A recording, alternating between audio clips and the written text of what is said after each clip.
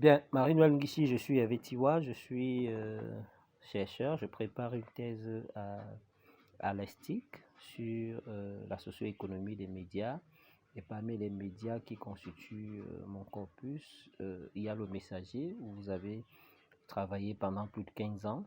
Et justement, est-ce que vous pouvez, en entracte, nous raconter un peu votre histoire avec le Messager, comment vous entrez à le Messager et, euh, et votre séjour au Messager pendant en fait, pendant que vous collaboriez avec le fondateur de Le Messager, est-ce que vous pouvez nous raconter un peu votre parcours dans ce média? Merci déjà de vous intéresser à ma modeste personne. Raconter mon entrée au Messager et même mes 15 années au Messager, ça prendrait un livre. Je ne sais pas si vous aurez de quoi enregistrer tout cela. Donc, je vais aller à l'essentiel. Je connais Le Messager comment? Je suis au lycée à Bafoussam, lycée bilingue de Bafoussam. Chaque fois que je rentre à la maison pour commenter l'actualité, mon père qui n'avait pas été à l'école me parle tout le temps du Messager. Le Messager a dit ceci, le Messager a dit cela. Moi, je me demandais toujours de qui tient-il tout cela? Lui qui ne lit pas. Ben, il se trouve que mon grand-père avait un bar et mon papa passait, je vais dire, le clair de son temps lorsqu'il n'était pas au boulot. C'était un commerçant. Lorsqu'il avait fini de faire ses ventes, il allait se reposer un peu auprès de son papa, mon grand-père. Et je suis certaine que c'est là-bas qu'il recevait toutes les informations et qu'il venait commenter avec moi à la maison. Il me parlait tout le temps de Pusunjawe comme un combattant des libertés. Voilà, c'est lui qui va venir nous sauver. Vraiment, il a de la suite dans les idées. Donc, il passe le temps à me dire ça quand j'entre au lycée. Et étant au lycée bilingue de Bafoussam, chaque fois que je rentre des cours, il y avait un kiosque là, vers la librairie du plateau. Du plateau, oui. Oui, et je m'arrêtais tout le temps là-bas avec une amie, une grande amie, et Laura Christelle Denga. On s'arrêtait là, on lisait les titres des journaux et on passait en revue la une du Messager. Moi, j'étais émerveillée par le style du Messager. On n'avait pas accès au contenu. Je ne peux pas dire qu'on lisait véritablement, puisque c'était des journaux, c'était épinglé, c'était même pas agrafé comme aujourd'hui, mais le vendeur épinglait ses journaux, et du coup, on n'avait pas accès au contenu. Voilà tout ce que je savais du Messager. C'était un grand journal, son promoteur était un combattant des libertés, et cela m'a habité durant tout mon parcours au lycée. Si bien que quand je décide de faire le journalisme à l'enseignement supérieur, j'ai un seul rêve, faire mon stage au Messager et pourquoi pas être employé au Messager plus tard. Donc, me voilà au cycle de BTS et il est question d'aller faire le stage. Je demande à faire le stage. Je veux faire le stage au Messager, mais je ne sais pas où commencer. Déjà, je suis étudiante à Yaoundé. Je sais que le siège du Messager est à Douala et je veux y faire mon stage. Ça va se passer comment? Aucune idée. Mais là, j'ai un oncle qui, paix à son âme, il est décédé aujourd'hui, et qui accepte de m'accueillir à Douala et de m'accompagner déposer ma demande de stage au Messager. Il m'accompagne et nous déposons ma demande. Je ne connaissais personne au Messager. Même ce Puchinjaouela, si on le plaçait devant moi, je n'allais pas savoir que c'était lui, puisque c'est pas comme aujourd'hui, avec la télé, on voit des gens, si bien que le jour où on les rencontre physiquement, on essaie de coller un nom sur le visage. Donc, voilà, je dépose ma demande et fort heureusement, je suis acceptée. Ça, on est en 96. 95-96. Voilà, je fais mon stage au Messager, stage première année. Et deuxième année, BTS, il est question de faire le stage. Je reviens encore au Messager. Mais cette fois-là, je sais déjà qu'il y a une agence du Messager à Yaoundé. C'est là-bas que je dépose ma demande. Je suis encore admise à faire le stage là-bas. Et quand j'obtiens mon BTS, je retourne au Messager parce que j'ai aimé plumes, beaucoup de plumes là qui m'ont marqué, en commençant par celle du directeur de publication qui avait des éditoriaux limpides. Lorsqu'on me disait qu'il n'avait même pas fait la classe de 3e, je n'y croyais pas. Que c'était un autodidacte, je n'y croyais pas. Il y avait les plumes comme celle de Melvin Akam, Thomas Yumanto, qui m'ont beaucoup marqué. Et pour parler des plus jeunes, il y avait les Richard Tuna, les Norbert Wendy, qui écrivaient très bien. Vraiment, j'avais une seule envie, être à leur côté pour mieux apprendre le métier. Donc, quand j'obtiens mon BTS, je retourne là-bas, demander cette fois-là un stage pré-emploi. Et ça a pris le temps que ça a pris. Ça, nous sommes en 97. Et un jour, je reste à la rédaction, je reçois une lettre de M. Njawe que j'avais vue quelques rares fois. Bien qu'ayant fait mon stage à Douala, vraiment, je l'apercevais parce qu'il n'était pas très présent à la rédaction. Oui, c'était pas lui qui présidait les conférences de rédaction, bien évidemment, c'est le rédacteur en chef et ses adjoints. Et donc, lui, je le voyais rarement. Donc, je suis au Messager à Yaoundé, je fais mon stage pré-emploi. Un jour de 98, je reçois une lettre signée de M. Njawe qui me félicite pour la qualité de mes textes et me propose un forfait mensuel de 75 000 francs CFA. Je vous assure que pour moi, c'était comme si c'était 750 000. Donc, dans ma tête, j'avais ajouté un zéro. Tellement, c'était grand pour moi. Et là, nous sommes en 98. Et c'est comme ça que le forfait mensuel, c'est pour m'encourager. Mais je n'étais pas encore recrutée. Et quelques temps après, Monsieur Richard Touna, qui était coordonnateur de la rédaction, devait aller à Strasbourg pour ses études, pour poursuivre des études de journalisme. Et il m'a désigné pour le remplacer. J'ai dit, je ne suis pas recrutée. Il m'a proposé de le remplacer. Je lui dis, mais ça ne marche pas. Comment vais-je coordonner une rédaction avec toutes ces grosses têtes que j'ai ici? Je lui dis, non, je ne peux pas. Il me dit, tu peux, tu as du talent. Nous étions là avec les Célestin Guabala. Il y avait... bon, Norbert Wendy était déjà parti à Bordeaux pour ses études. Les Jackson Dickey. Bref, il y avait des grands noms là. Et ça va me revenir, tous ces noms. Et je lui dis non. Vraiment, je refuse avec toute mon énergie. Avec les Jean-François Chanon. Chanon, oui. Oui. Il me dit, tu peux. Soulé, non, Soulé n'était pas là. Soulé n'était même pas encore au Messager. Je crois que il était dans un jour où c'était Génération. Il n'était pas au Messager en tout cas. Je crois qu'après, quand on l'a recruté, j'étais déjà coordonnatrice de la rédaction confirmée. Mais bref, je refuse et M. Touna ne veut rien entendre. C'est comme ça qu'il propose à monsieur... Il fait cette proposition à M. Njawe, qui valide. Oui, et c'est comme ça que de stagiaire, je vous assure, je deviens coordonnatrice de la rédaction. Et c'était bien. C'était dans une ambiance bon enfant. Et tous les gaillards là m'ont accompagné parce qu'ils croyaient en moi.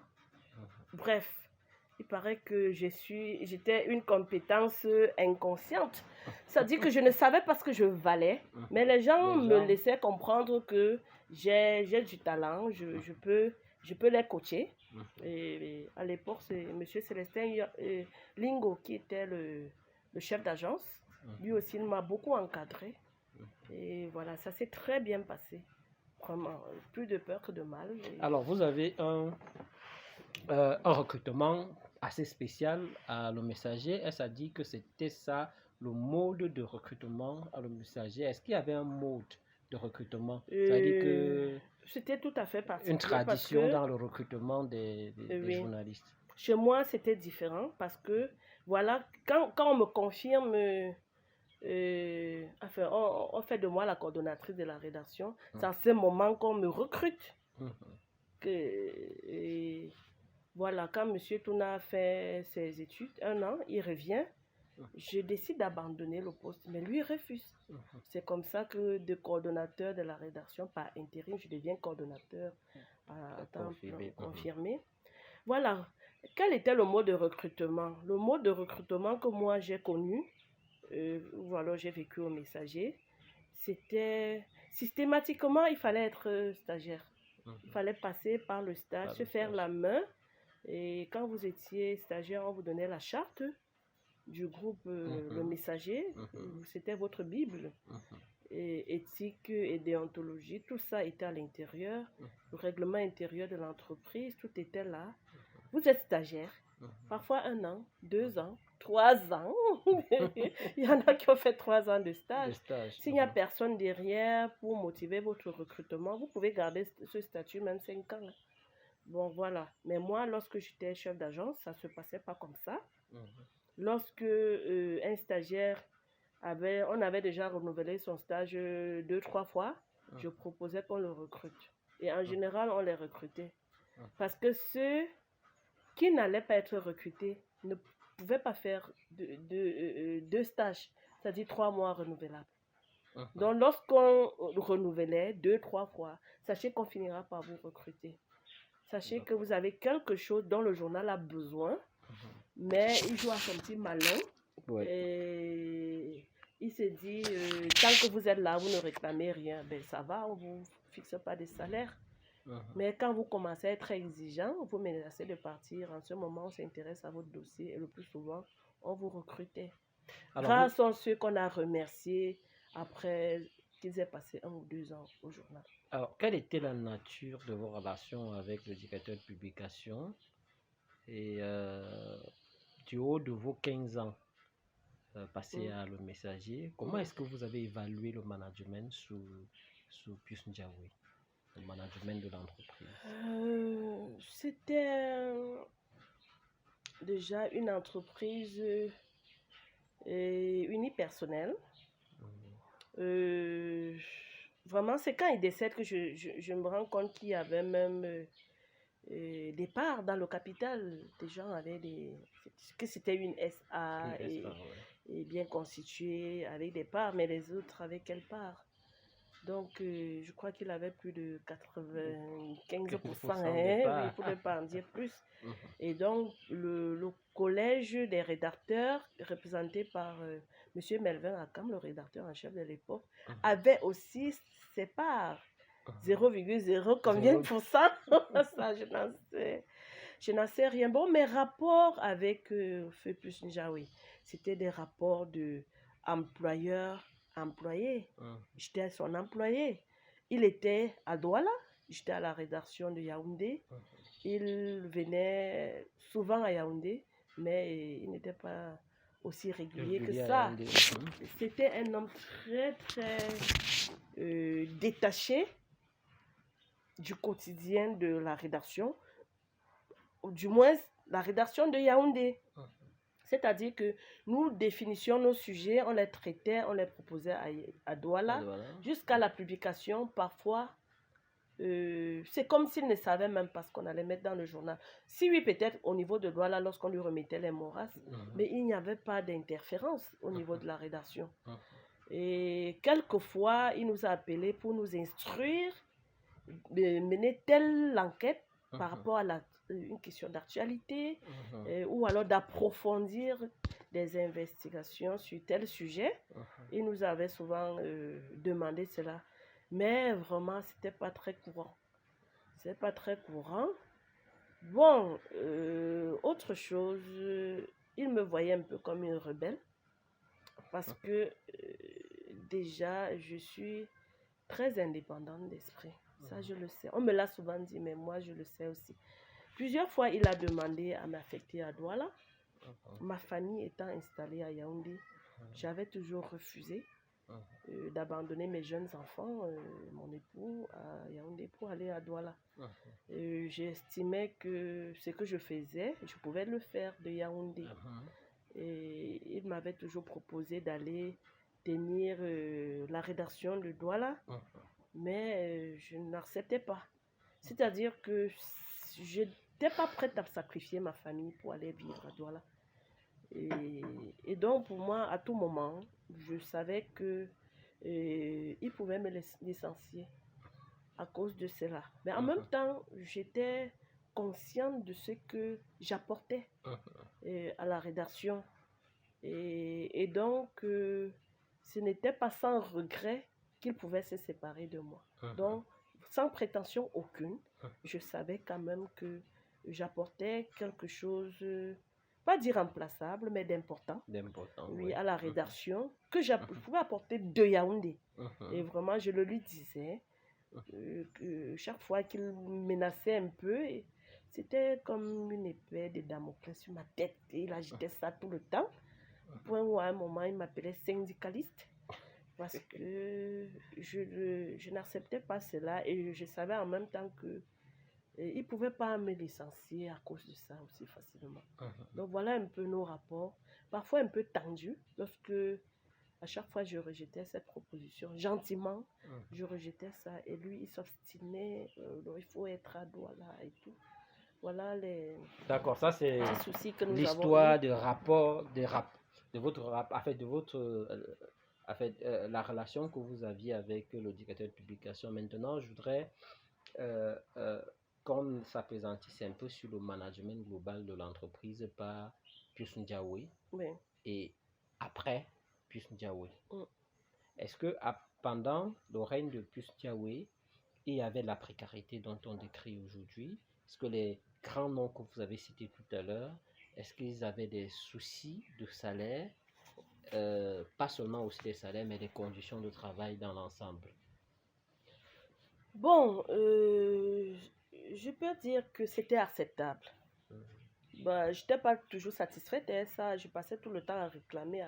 C'est l'une des raisons pour lesquelles il m'appelait syndicaliste. Parce que je trouvais toujours qu'on donnait plus qu'on ne recevait au journal, financièrement parlant.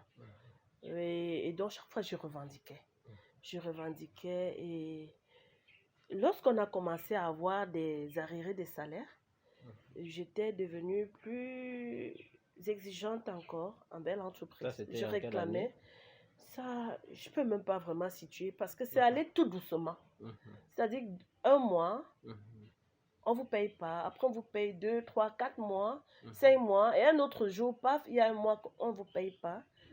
Et finalement, ça s'est accumulé comme ça. Donc, parfois, sur un an, le messager pouvait vous prendre 1 ou 2 mois.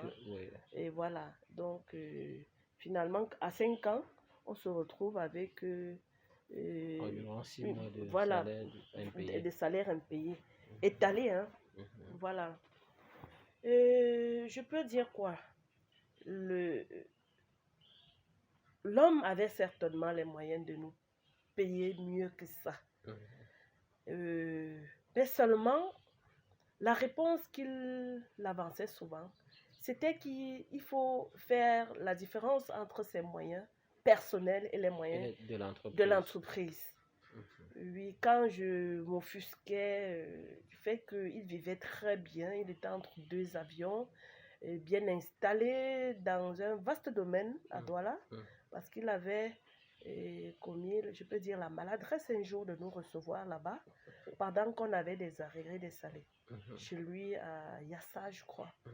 Et j'ai été choquée du cadre ostentatoire dans lequel il nous recevait alors qu'on avait des arriérés.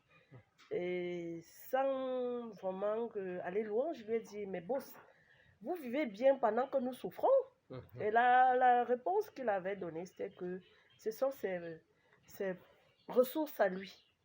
Bon, maintenant, comme c'était une entreprise unipersonnelle, comment faire la différence entre les ressources propres et les ressources du journal?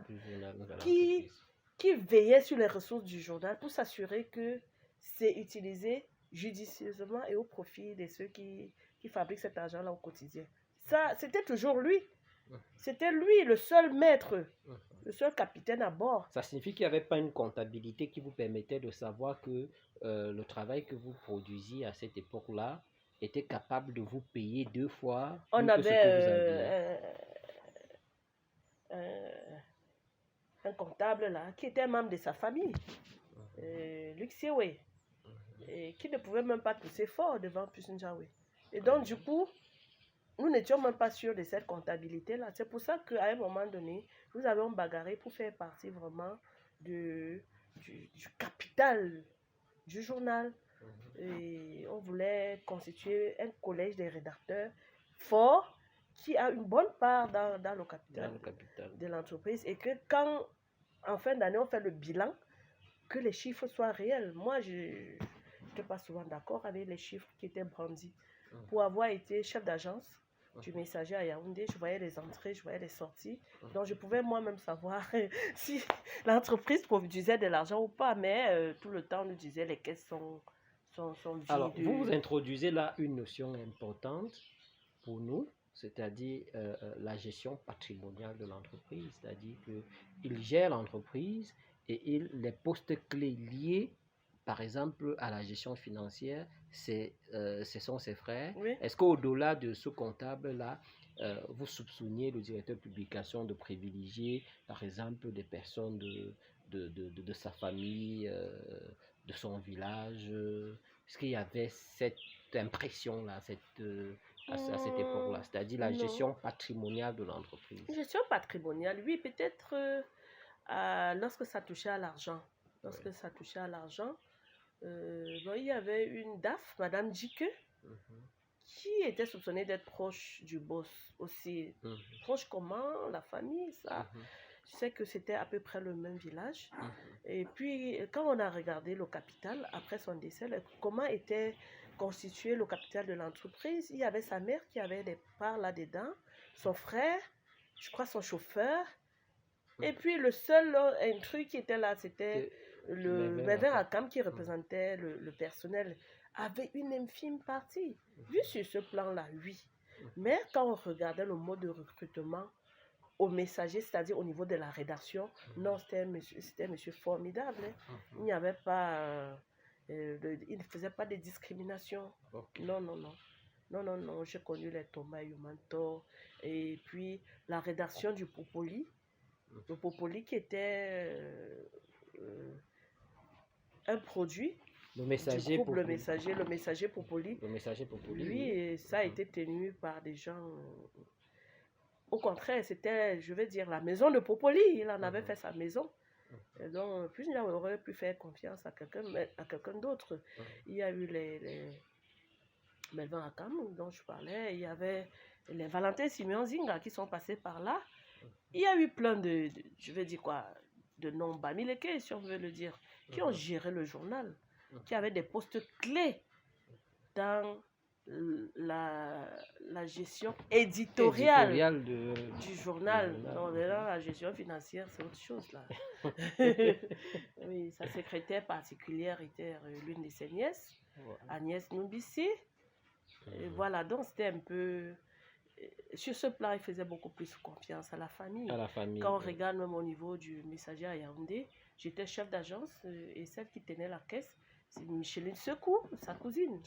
Voilà, donc sur ce plan, oui. Oui. Je faisais plus confiance à sa famille. Gestion familiale.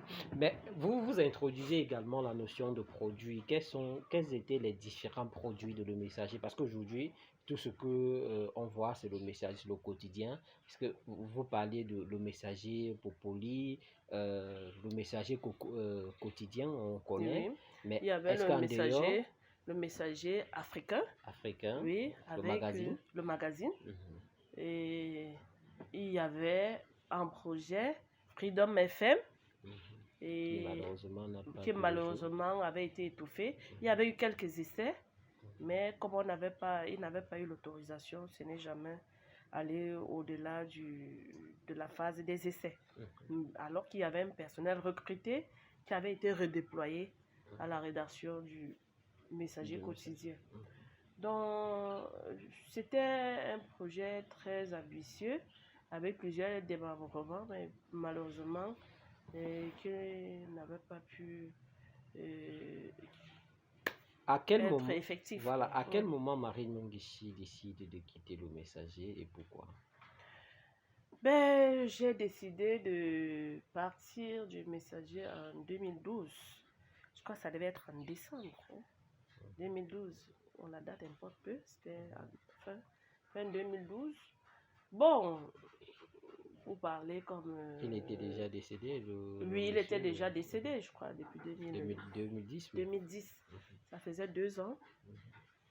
Je peux dire que, oui, on a le coutume de dire c'est peut-être pour des raisons personnelles, mais je me sentais plus vraiment, je me retrouvais plus dans le contenu du journal. Est-ce que vous pouvez décrire un peu? Oui, j'avais l'impression que c'est devenu une sorte de passoire, tout passait. Tout passait. Je n'avais plus le contrôle sur le contenu. J'avais mon mot à dire, lequel mot était ignoré. Parce que parfois, ce qu'on découvrait dans le journal, c'était parce qu'on avait décidé la veille. On avait un rédacteur en chef qui ne faisait qu'à sa tête, influencé parfois par... Qui était-ce? Ben regardez, quand je suis partie, vous allez savoir qui était là. Voilà, donc il coopérait plus. Pourtant, quelqu'un de très sympa qui m'a trouvé, il avait été recruté dans la mouvance des jeunes recrues de Freedom FM quand le journal, quand la radio n'a pas pu s'ouvrir, on les a reversés à la rédaction. Il était très bien jusque-là, mais à un moment, il a changé. Il faisait du journal sa chose, passait là-dedans tout ce que même le feu plus une Jaoué n'aurait jamais imaginé que ça passe dans son journal. Donc tout doucement, le journal était inféodé, passant par lui. Et je ne supportais pas cela. Je ne supportais pas. Et il avait poussé le bouchon loin, allant jusqu'à ne plus publier mes textes. C'était alors la goutte d'eau et j'ai décidé de porter mes affaires et de partir. Et voilà, j'étais partie comme ça, la mort dans l'âme, parce que c'était un journal que... C'était mon... Je vais dire quoi? C'était mon moi en journalisme, puisque j'entre au Messager, j'ai à peine 21 ans. Donc, mes pas, mes premiers pas dans le métier, je les ai fait là-bas, j'ai marché là-bas, l'âge adulte m'a trouvé au Messager. 15 ans dans un journal, où on est entré ayant à peine 21 ans. Ça marque, on a un peu, on a son cœur là, attaché à la structure, mais parfois, il faut quitter les choses avant qu'elles vous quittent véritablement. Je ne me retrouvais plus dans le journal. Et je pense que c'est allé comme ça, se détériorant jusqu'à aujourd'hui. Le journal n'est plus celui que j'ai connu. Et il a perdu de sa vivacité, son ton critique. Bon, maintenant, c'est un produit. Ceux qui le fabriquent sont seuls à se reconnaître là, vraiment. C'est-à-dire que les anciens du Messager ne se reconnaissent plus dans les contenus. Je parle pour moi. Dans les contenus éditoriaux aujourd'hui. Je parle pour moi. Je ne me reconnais plus, vraiment. Je ne me reconnais plus. Il y a des choses qui passent dans le journal qui ne pouvaient jamais passer du temps où nous étions tous là. Et je me demande même s'il y a des conférences de rédaction qui se tiennent, on décide de ce qui va se passer là. Ou alors quelques personnes ont pris en otage le journal. Ça, j'en sais rien. Alors, est-ce que vous avez des informations sur le rôle que joue la famille de Pius Ndiaoui dans ce journal après sa mort? Oui. Parmi les choses aussi qui me poussent à me retrouver dehors, c'est que celui-là semblait, celui qui dirigeait le journal, semblait faire passer tout ce qui venait de certains enfants, parfois un peu égarés, qui étaient du côté du régime. Voilà. Donc, les enfants, oui, il y en a qui s'intéressent au journal pour qu'il devienne un peu plus souple, qu'il ait un ton un peu plus doux. Oui, ça, je l'ai vu. D'autres aussi qui sont là un peu évanescents. Et voilà. Alors, au niveau de la gestion, oui, à un moment donné, il y a l'une des filles, Njawe, qui a géré les ressources. Peut-être qu'elle y est encore, ça, je ne sais pas. je regarde ça un peu de loin. Ok, aujourd'hui, il y a un discours émergent qui vise à faire croire qu'il y a plus que les journalistes qui travaillent dans ce quotidien aujourd'hui travaillent sans salaire, il y a une accumulation sur plusieurs années. Quel est votre... est-ce que, premièrement, vous avez cette information? Oui. Deuxièmement, quel est le regard que vous pouvez poser? Ça, qu'est-ce qui peut justifier cela? Ben, la gestion opaque des ressources du journal, déjà. Et à un moment donné, lorsque le contenu n'est pas attrayant, on n'a pas de recette publicitaire. Les deux vont ensemble.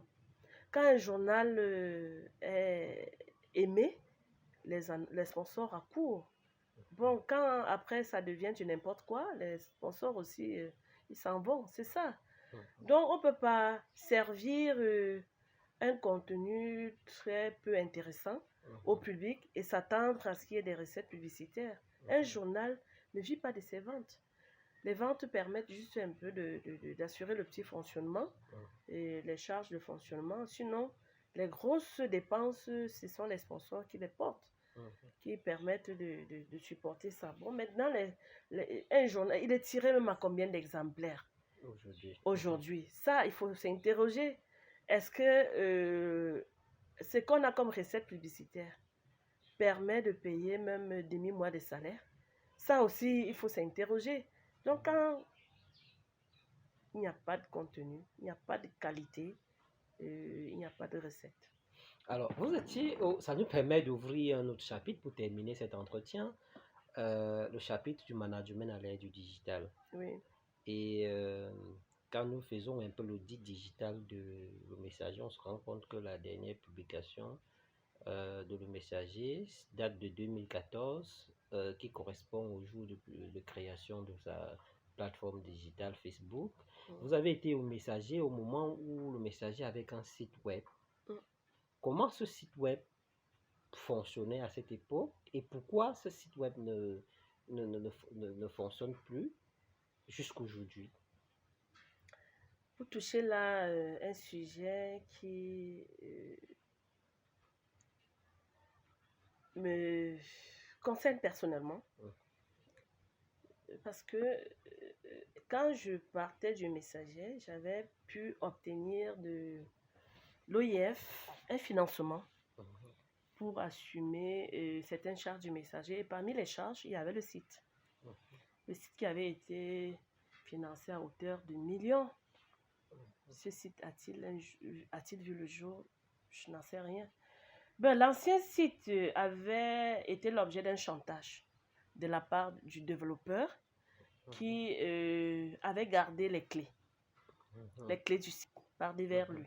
Quand M. Ndiaye décède, celui-là, je ne sais pas s'il était en mission, décide de ne pas d'arrêter le site. Et quand il arrête le site, on n'a pas le fichier source pour pouvoir récupérer les données et faire avancer le projet. Il est question de reprendre tout à zéro, d'où ma demande à l'OIF pour le financement d'un nouveau site. Et pendant ce temps, le Messager croupissait sous le poids de plusieurs mois d'arrivée des salaires. Je crois que l'argent de l'OIF a servi à autre chose qu'à créer le site. Voilà, c'est le cœur en lambeaux que j'évoque cela parce que ça a été très difficile de l'expliquer même à l'OIF qui m'avait fait confiance et m'avait accordé ce financement. Ça a été très difficile de justifier cela. On a eu des projets non finis, c'est-à-dire que créer des sites, mais tant que le site n'est pas visible, tant que ça reste au back-office et que l'internaute n'a pas accès au site, le site n'existe pas. Et donc ça a été tué comme ça. Et je peux dire que la question financière était au centre. C'était au centre de tout le désordre. Et voilà, jusqu'à aujourd'hui, le Messager n'a plus jamais eu de site. Ben, je pense qu'il s'agit davantage d'une question de vision. Est-ce que ceux qui ont hérité de ce fabuleux projet ont compris que c'est une mine Internet aujourd'hui et qu'on ne peut pas porter un projet comme celui-là, le rendre pérenne sans le numérique. Sans le numérique, sans le digital. Est-ce qu'ils ont compris cela? Est-ce qu'ils ont compris qu'avec le numérique, on fabrique de l'argent? Les sponsors accourent parce que les barrières géographiques sont brisées. Le messager se contente d'une gestion à la petite semaine, tire je sais combien d'exemplaires, je n'ose même pas évoquer les chiffres ici. Pourtant, avec le numérique, parfois on n'a même pas besoin de tirer encore. On aurait pu se passer du support papier, se contenter du numérique et en vivre grassement. Ceux-là n'ont pas compris parce que ça demandait d'avoir une vision, d'avoir un regard prospectif, avoir une bonne stratégie pour le développement du journal. Ça a manqué. Il y a peut-être des traditionnalistes qui sont encore attachés au papier qui pensent que tant qu'on n'a pas allé dans les tontines s'endetter pour tirer le journal, vraiment, on n'a rien fait. Pourtant, le numérique ne coûte pas si cher que ça. Quand on regarde les frais d'entretien, c'est pas d'énormes sommes d'argent. Et on paye l'hébergement et puis on a une petite équipe qui assure la mise à jour du site au quotidien. Le nom de domaine, lui, il est annuel. Donc, ça ne coûte même pas grand-chose. C'est pour ça que je parle de vision. Ce n'est pas tellement une question de moyens financiers. Ça peut être aussi un problème de formation. Un problème de formation, mais ça coûte quoi à un manager qui a de la vision d'envoyer 1 ou 2 personnes aller se faire la main et revenir porter le projet?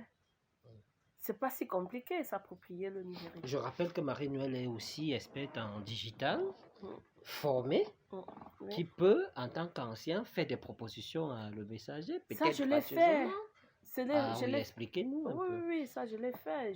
J'ai rencontré les dirigeants du messager et même des ayants droit, membres de la famille, pour parler de cela et me montrer disponible pour accompagner gracieusement, parce que je voulais pas voir le messager mourir, mais ça n'a jamais prospéré. C'est pour ça que je dis c'est une question de vision.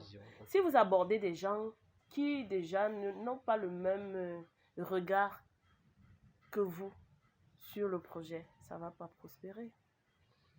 Ils ne comprennent peut-être pas les enjeux du numérique, n'y croient pas, parce que pour y croire, il faut comprendre. Et les retombées sont ça. Ceux qui se sont appropriés le numérique vivent très bien. Ça, il n'y a pas de doute sur les retombées. Alors, dernière question, Marie-Noëlle, on va sortir de cet entretien. Qu'est-ce qu'il faut pour que le messager soit viable aujourd'hui? Viable économiquement, que des jeunes journalistes qui travaillent puissent avoir leur salaire à la fin du mois. Qu'est-ce que vous proposez? Il faut s'approprier le numérique. Vraiment, c'est la première des choses à faire. Et rendre le contenu plus intéressant. Revenir au messager d'antan avec des investigations. Ne pas se contenter des comptes rendus de séminaires, de conférences et puis des ragots et capter de gauche à droite. J'ai l'impression qu'à un moment donné, chacun a sa petite parcelle, sont protégés quelque part et ça devient la caisse de résonance des petits groupes là, de gauche à droite. Revenir au messager du peuple. Et ça se vend. Le messager du peuple se vendrait. À un moment donné, on a tiré le messager à 100 000 exemplaires, vous vous rendez compte? Demandez le nombre de tirages aujourd'hui, ce n'est pas à moi de vous le dire. Ou alors, allez fouiller, vous allez voir à combien d'exemplaires on tire le journal. Voilà. Donc, il y a ça, c'est mettre au numérique. Il y a que l'État peut aussi intervenir. Oui, ça, on ne peut pas ignorer le rôle de l'État et même la responsabilité de l'État dans la mort lente du messager. Ailleurs, les journaux sont soutenus, la presse est soutenue. Regardez au Gabon à côté. combien l'État met dans les journaux privés pour les soutenir. Un seul journal là-bas a tout le budget de la presse, de l'État en direction de la presse au niveau du Cameroun. J'ai dit un journal oui. Seulement, lui il a les 200, c'est 200 millions ou c'est combien de millions? Bon, alors, l'aide publique à la presse privée au Cameroun est passée de 250 millions l'année dernière à 56 millions cette année. Mais c'est une insulte. C'est dégueulasse. Autant annuler simplement. Et la cinquantaine de millions, il faut encore voir comment c'est réparti. On donne ça à qui? Est-ce qu'on donne même réellement? Est-ce qu'on ne donne pas d'une main et récupère de l'autre? Est-ce que ça atteint vraiment? Et écoutez, quand on prend un quotidien à qui on donne 1 million, vraiment c'est sérieux. Ça permet d'assumer quelle charge mensuelle? Le loyer est peut-être... même si ce journal a un siège et des agences, ça n'assume même pas le loyer. Alors, alternativement, il faut que les médias élaborent des stratégies de rentabilité qui ne s'attendent pas à l'État, parce que l'État est au concurrent à travers ses médias, notamment le Cameroun Tribune et la CATV. Oui, et puis par ailleurs, qui finance contrôle. Voilà. Donc, je serais pour des médias libres qui ont des sources de financement autonomes. Et ça peut se faire. Ça peut se faire. L'aide publique à la presse privée, et ça n'a pas toujours existé. Je crois que lorsque le Messager tirait 100 000 exemplaires, ça n'existait même pas. Ça n'existait pas. Mais aujourd'hui, ça existe, mais bon, ça sert à quoi? Alors, ce serait peut-être le dernier mot. Si vous en avez un dernier, vous le dites, et puis on se sépare. Oui, pour dire que la survie d'une entreprise de presse dépend largement de son management. Il faut qu'il y ait un collège de gestionnaires pour gérer et les ressources financières et le contenu éditorial. Parce que sans ressources financières, il n'y a pas journal de qualité. Il faut des frais de reportage. Ceux qui se contentent des séminaires n'ont même pas peut-être les frais de taxi pour aller en reportage. Ne parlons pas des investigations.